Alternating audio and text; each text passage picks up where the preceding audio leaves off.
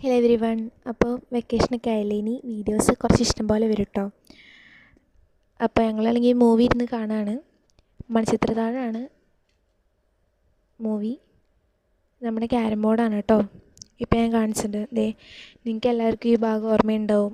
ഈ ഒരു ഭാഗം എന്ന് വെച്ച് കഴിഞ്ഞാൽ ഗംഗയെ പഴയ പോലെ ജീവിതത്തിലേക്ക് കൊണ്ടുവരുന്ന ആ ഒരു ഭാഗമാണ് കേട്ടോ അത്.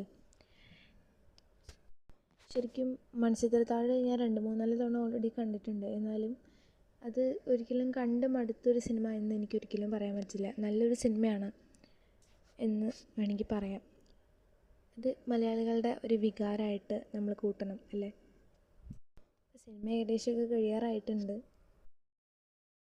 ഈ ഒരു ഭാഗം എന്ന് പറഞ്ഞു കഴിഞ്ഞാൽ എന്താണ് പേര്, അപ്പോൾ ഗംഗ എന്ന് പറയുമ്പോൾ ഫുൾ നെയിം പറയും. ആ ഒരു ഭാഗമാണ് കേട്ടോ ഇത്. ശരിക്കും എനിക്ക് ഭയങ്കര ഇഷ്ടമാണ് ഈ ഒരു സിനിമ. എനിക്ക് ഏറ്റവും ഇഷ്ടമുള്ള പ്രേത സിനിമ ഇതാണ്. സിനിമ ഏകദേശം കഴിയാറായിട്ടുണ്ട്. അടുത്ത നമ്മുടെ ലക്കി ഭാസ്കർ എന്ന് പറയുന്നൊരു സിനിമയാണ് കേട്ടോ. നമ്മളിത് കാണുന്നത് ഏഷ്യാനെറ്റ് മൂവീസിലാണ്. ഞാൻ ഈ ചെറിയ ക്ലിപ്പിങ്സ് ഇട്ടത് നമ്മുടെ പഴയ സിനിമകളും ഒന്ന് ഓർക്കണം എന്ന് പറഞ്ഞിട്ടാണ് കേട്ടോ.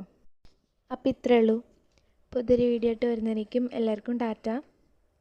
നമ്മുടെ ഇന്നത്തെ മനോഹരമായ പ്രകൃതി ദൃശ്യങ്ങളാണ് കേട്ടോ. ശരി.